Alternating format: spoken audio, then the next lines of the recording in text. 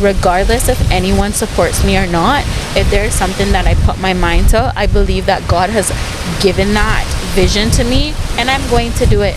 And I'm going to do it. And I now believe that there's an army of angels behind me, protecting me, guiding me, and leading me, and clearing and cutting the way to ensure that the plans that I have, they come into reality, that they're manifested.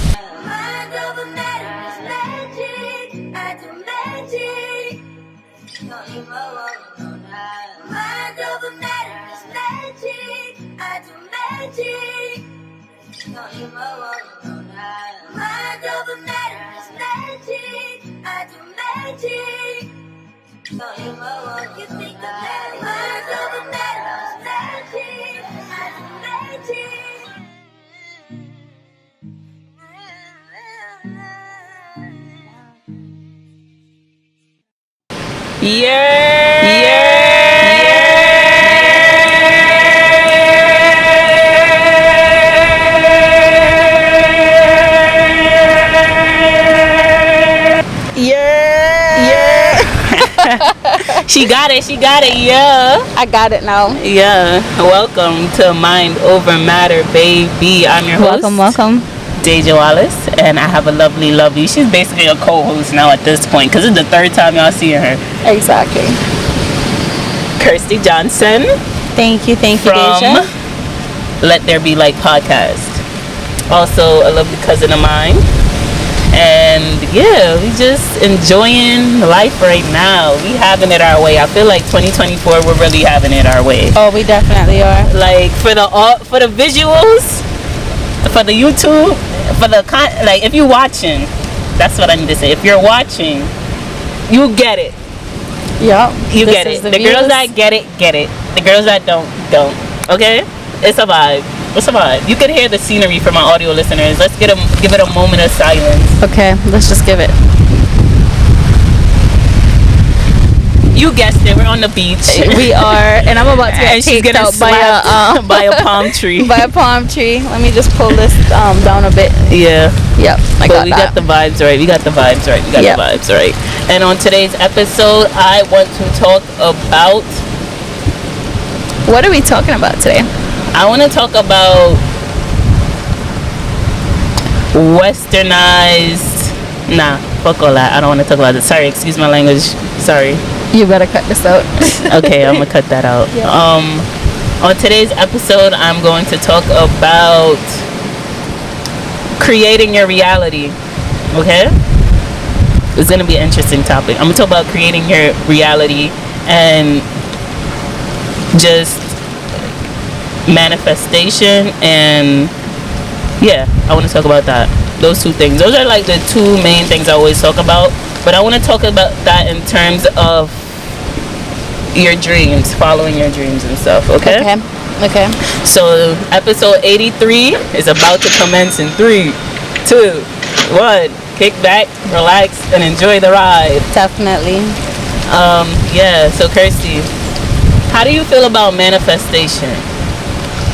To be honest, manifestation, when I hear that, a lot of things, obviously, there's new age manifestation, as well as me being a Christian. I believe manifestation for me is a bit different because I see it as God's will coming into play and you walking in his will. So whatever he has designed for you, you walk into that. So that's my way of manifestation versus people that walk in the path of, kind of self-rule or self-govern. I would believe that God gives me dreams and visions, and based on the dreams and visions that he has given me, I walk into that path. It's almost to say that I have a part to do, you have a part to do. It's not just something that like what we mentioned, some people just talking. It's in the doing. So I believe that manifestation, that's the part of doing and just watching things fall into place when it comes to plans. Yeah, I feel like social media always ruins everything. It kind of battered the word manifestation. Yeah, and it kind of just made that word like a buzzword in a way. Yeah.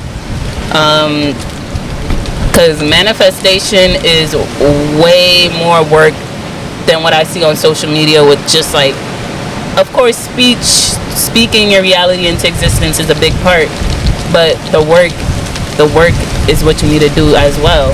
I feel like, a lot of people are afraid of the work. They don't want to do the work because it's too hard, it's too rigorous, and I feel like it breeds contentment. It breeds just delusion in a way, and not the good kind of delusion. Oh yeah. And what I've been seeing a lot in this like social media age is a lot of like it's kind of like a tainted way of looking at self-love, where self-love looks very blissful, it looks fun, it looks like so true, it looks very like pampering yourself, going to the nail salon, but self-love isn't always gonna look aesthetically pleasing for your Instagram. Sometimes you're breaking down crying because you thought you healed from something, but something triggered you where your faith was tested and you're not really healed from that.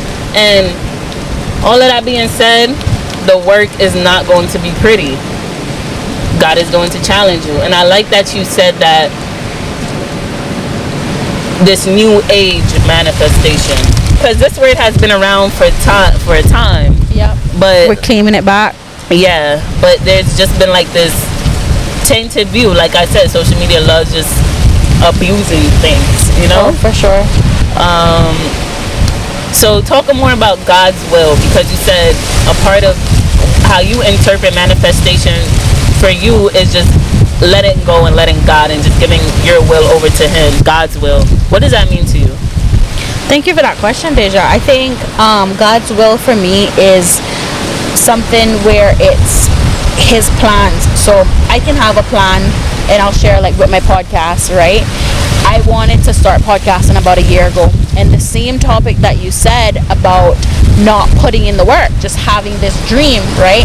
God gave me that vision about a year ago, and that vision didn't become a reality, right? It didn't manifest until a year after. And when it did, it was because I started to put in the work. So I would say that was a part of His will for my life, as well as taking responsibility, right? Taking responsibility for the fact that He had given me all the tools that I needed to get it done. And there's a lot of procrastination there, but still realizing that things happen in the right timing. I think timing is a big part of His will, and there's certain things that needed to happen in my life. Whereas before, my faith was wavering, and I can be very honest, I was in and out. There was things that I was struggling with that I didn't feel confident coming on camera and talking about. Basically I didn't want to be a hypocrite, right? I didn't want to say that, oh, I submit to God's will, and then I'm really not. Like, I'm living a different type of life. I think He had to take me through that process of where I understand what it meant to submit my plans to Him. And through submitting my plans to Him, the vision that He gave me back then, it manifested into now, right? Into where we are right now, podcasting on the beach, with my very first podcast. So I would definitely say, for me, that is His will, submitting my plans to Him and allowing Him to take the lead. And that's beautiful, because you did mention a part where you said that I'm about to get beat by this palm tree. Yeah, this thing is abusing her. It's like abusing me. The devil is like, I don't want this bird to get out. Go ahead. It's gonna get out though. It's gonna get out. It's gonna get out. Nothing you do gonna prosper. Yeah. No weapon formed against me shall prosper. Yeah. So you talk about timing. Timing is everything. It is. And sometimes your timing is not God's timing, and it's beautiful that you are able to see that, and that you aren't too hard on yourself for that waiting period between that vision and the manifestation into the vision physically, because in that waiting period it can be very discouraging. It was. I can be honest. It was. There were times that I was discouraged, but I'm just happy that you got out of your head and you just took this leap of faith, because you have to take risk in life. At the end of the day, you have to take that risk, because without that risk, you're not going to get any new results. You're wondering why your life is so mundane. You're wondering why you're sitting there on the couch and you can't really have any new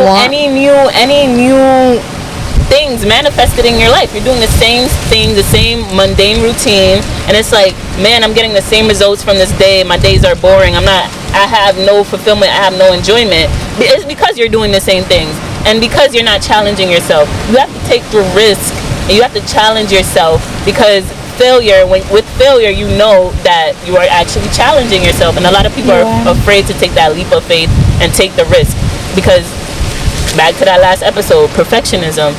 And I'm happy that you were able to see that at the time you see that, and that's why a lot of people have so many regrets on their deathbed, because they didn't take that risk. They didn't do the things that they wanted to do. Right? The dreams and the visions, it died with them. It went in the grave with them. Exactly. And they would stay asleep. You only dream when you're sleeping. But once you wake up and you actually foresee that dream into reality, it's beautiful. It's beautiful. It may not be beautiful right away, but the process is beautiful. The growth is beautiful. It just develops you into just gain this confidence. Yeah, definitely. And I like the fact that you shared that, Deja, because perfectionism was something too that I had to get over, and I'm still getting over that, because I really wanted things a specific way. And that's when God had to literally pry the idea of the podcast out of my hands. He had to take it away from me for that period of time, because I was trying so hard for it to look this way. Oh, I need to spend money on this, I need to spend money on that. And it's like, I needed to slow down, is what I needed to do. I needed to slow down, I needed to relax, and I needed to look at what was in front of me. Because I think a lot of times we do not look at what is in front of us and look at what we have and build on what we have. We keep saying, oh, we need more. The elements of nature was really beating us up, so we're back. We're back where we left off. You may notice like a little shaking on the camera, but that's just the wind, the beautiful Caribbean wind. It's some Christmas breeze. We don't get snow, so I would think I would hope you wouldn't get snow. Oh, that would be definitely be the end of time. Yeah, that's I'm not ready for that yet. Yeah, me neither. We got a lot to do before. Yeah, we got a lot of souls to win. Yeah, right? That's what we left off on. I don't think I shared this with you guys yet. I probably did, but I created this podcast because I got a vision and a dream, basically. It's always like this like crossroads that you reach in life, where you know that if you choose this, if you make this decision, you're going to go down a whole different path than if you choose that decision, right? And I was also talking about, like, when you take risk, it's important to take risk in life, because sometimes you want a better reality, and you cannot have a better reality if you're doing the same things that even created that feeling of that void you've created in your reality in the first place. You can't do the same things expecting different results. That's literally insanity. That's literally the definition of insanity. So back to like me getting this vision, I like literally came to a crossroads in my life where I was like, do I want to start this podcast, be vulnerable with the world, and share my story, or do I want to just continue down the path of like journalism and like go and be a news anchor? And and that's two different crossroads. I trusted God. I trusted that vision, and I didn't even hesitate. The next day I was making logos for Mind Over Matter, because it's like, I'm not gonna take this for granted. God told me mind over matter, and I'm like, okay, this is what I need to do. And all of that being said, like, when you are in that vulnerable state, going from your dream to manifestation and bringing it out from your head into reality, it is the hardest part. No one talks about that though. But it is the hardest part of the journey, because you are literally taking a thought and making it real. You have to use your creativity. You have to use your willpower. You have to just manifest it. And manifestation is not easy. Like I said, you have to do the work. But like I said, starting is always going to be the hardest part, because it's like birthing a child almost. It is. You know, you don't really see the child. You're carrying the child for 9 months. And the most painful part, Kirstie, because you're a mother, the most painful part is bringing that child into the world, right? Out of the womb into life. Exactly. And bringing it into this physical form. That's the hardest part. And that's going to be the hardest part. That's going to be the hardest part when it comes to manifestation, is actually starting and bringing that reality into light. Bringing it into light. All of this being said, for you, what was the hardest challenge you faced bringing your dream into reality? I would say the hardest part I faced bringing my dream into reality, based on the analogy that you gave of this being something like a birth, right? You have a vision, you have a thought, you have a dream, and manifesting that, I would say the continuation. Because a lot of people emphasize on the start. The start is great. You can start anything, really, right? You can have that thought, you can get it out, but it's the continuation. For example, Deja, you started this, you had a dream, you ran with your dream, you made it a reality, and you didn't just make it a reality and leave it at that. You didn't leave it at episode 8, right? You didn't leave it at 1 season. You're now on to episode 83. So I think it is the longevity of it, the continuation, and the resilience. Because a lot of times we start things, and I can even say in my life, there's so many things that I've started and that I haven't finished. So I would say the fact that you've started something, that is all fine and dandy, but the continuation of that dream and vision, and we know that things are for a season, a time, and a place, but the fact that that vision was birthed in 2020, right? In 2020, we're now in 2023, and we're going into 2024, and Mind Over Matter is booming. It's still going. So I think that continuing whatever you have and staying course, because that's the hardest too, like staying course. Consistency. Thank you. Perfect. She just summed it up. Yeah. Consistency. She just summed it up. That's the name of the game. That's what's gonna separate the greats from the people that get left behind. Completely. Like, that's what separates these one-hit wonders from the most listened to artists. You know, a lot of people think that everything is going to be perfect with their consistency. No, consistency is more so about growth. If it's not perfect, that's good. Now you know the next time you do it, what to fix. You know, like I said, failure is good when it comes to being consistent, because then it shows you how to maneuver. What not to do next time. And I love that you said that. That was I feel like that's the most challenging part for most people, until they're able to like get past this threshold. I feel like there's this threshold that you have to get past, where you start to see the work as fun, fruitful. You start to see the fruits of your labor. And once you get past that threshold, you're actually going to crave the work, you know? It's true. It's not even really, it's not going to be work anymore. It's not really like, you got over the hardest parts. And you know that, you know, this is what I'm doing, and you're committing to it, you know? And I think that's going to play in so many different aspects of your life now. Now you're like, wow, I did this with my podcast. Okay, I have my podcast now. Let me see if I can do that with the gym. Okay. Wow. Or let me see if I can do that with eating healthier. Wow. And it just encourages growth, you know, in all aspects of your life. When you're walking in your purpose, it just encourages you to have yourself walking with more faith in all aspects of your life. With manifestation, and specifically from the perspective that I shared it from, with God's plan for my life, it was a lot of surrender.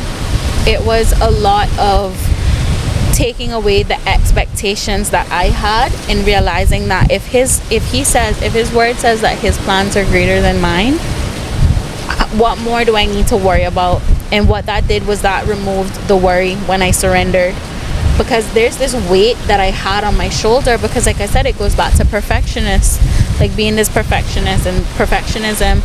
I wanted to dictate how it's gonna be, what's the name gonna be. I tried to, and I think more so perfectionism is actually control.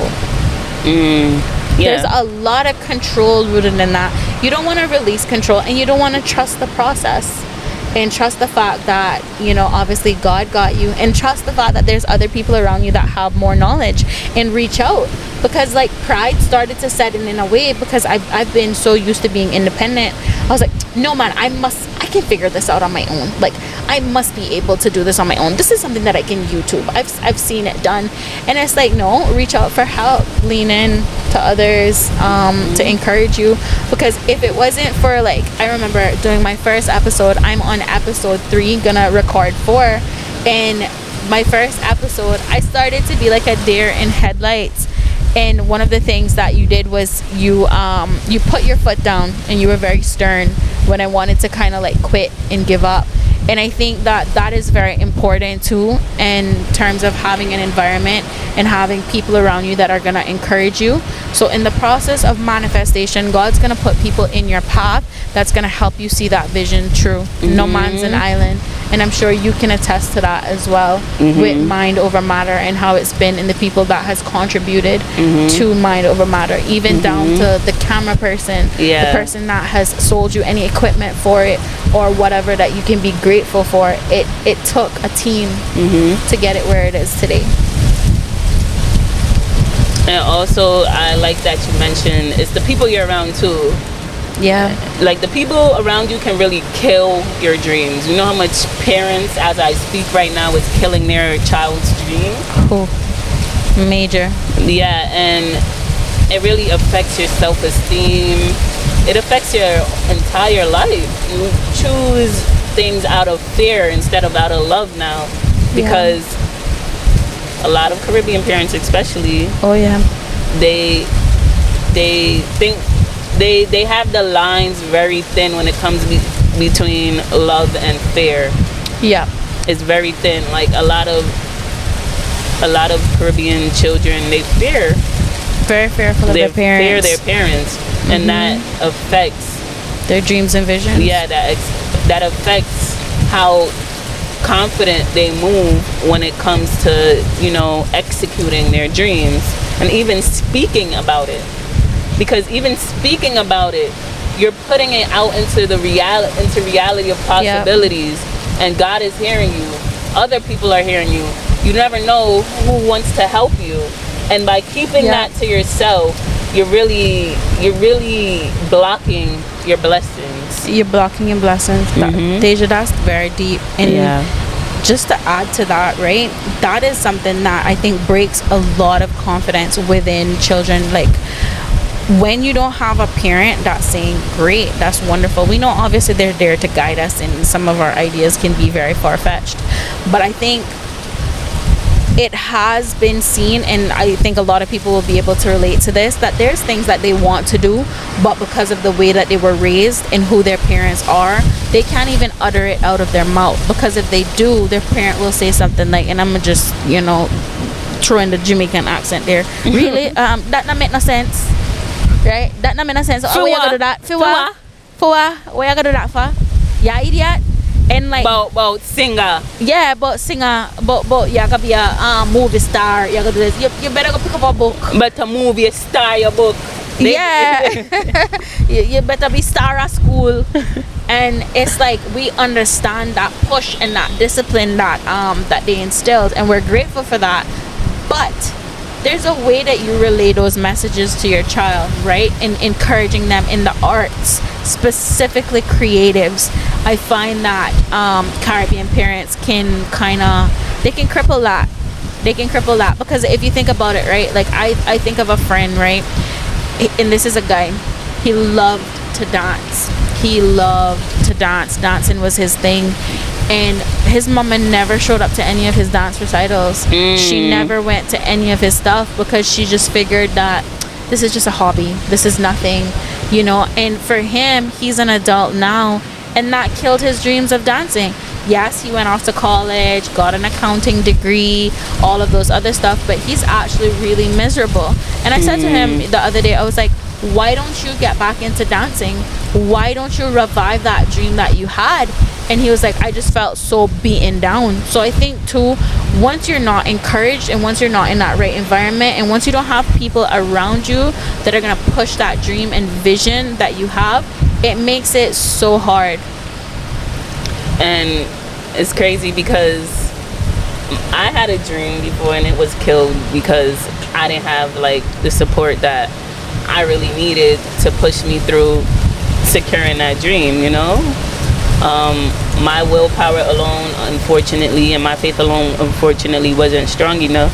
And I had a dream of, you know, playing basketball. And I can say that no like family member of mine ever showed up to a game. I had over 100 games, probably like 200 games, and not one game a family member ever showed up to. And just seeing like a family member in the crowd, that could have really helped me, you know what I mean? Yeah. And I'm not mad at it because like at the end of the day, I chose another path that I'm very, very happy with. But that is something I still think about time and time again. Like, man, if I was to still like have that support, I could have like, you know, got college paid for. I could have been traveling the world playing basketball, you know? Yep. But that wasn't in God's will for whatever, you know, in his plan for whatever reason. But that's to show like if I had that support, I would have definitely been known in that area, because I believe that anything attached to me will win, you know. Yep. Greatness. Yeah. So favor. Of course I'm gonna be great what I'm doing now. Whatever I'm doing, I'm gonna be great at. But it would have been nice to, you know, just have that support. Even with this, it would be nice to have a little bit more support. But it's like at this point I've grown and matured so much that I know that like I support myself now. You know what I mean? I choose myself. Like I choose my faith at the end of the day. I'm not gonna wait for anybody to be like, I believe in myself at the end of the day. But I was very young then, so I kind of needed that.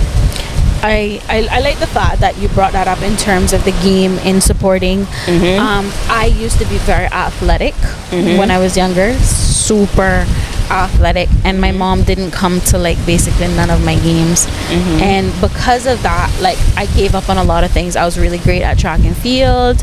I was wonderful at netball, played a bit of basketball, just an all-arounder in terms of sports.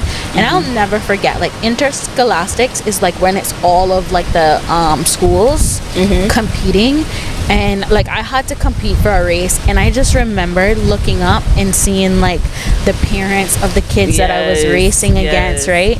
They were there, and when I saw them and I saw like the way that this mom was insecure, right? Yeah, this mom was making sure that the child's shoes, like, you know, like when you're on track, so you need like the little spike stuff.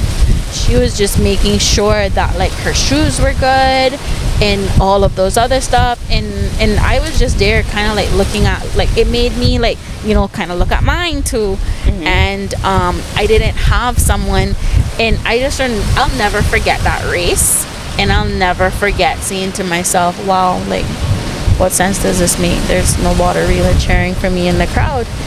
And I had to get over a lot of those stuff, you know, throughout life, and I had to realize, and I think it was from then that I said, you know what, regardless if anyone supports me or not, if there's something that I put my mind to, I believe that God has given that vision to me, and I'm going to do it. And I'm going to do it. And I now believe that there's an army of angels behind me, protecting me, guiding me, and leading me, and clearing and cutting the way to ensure that the plans that I have, they come into reality, that they're manifested. Gotcha. If you listen to the end, if you listen to the end of another episode, I appreciate you.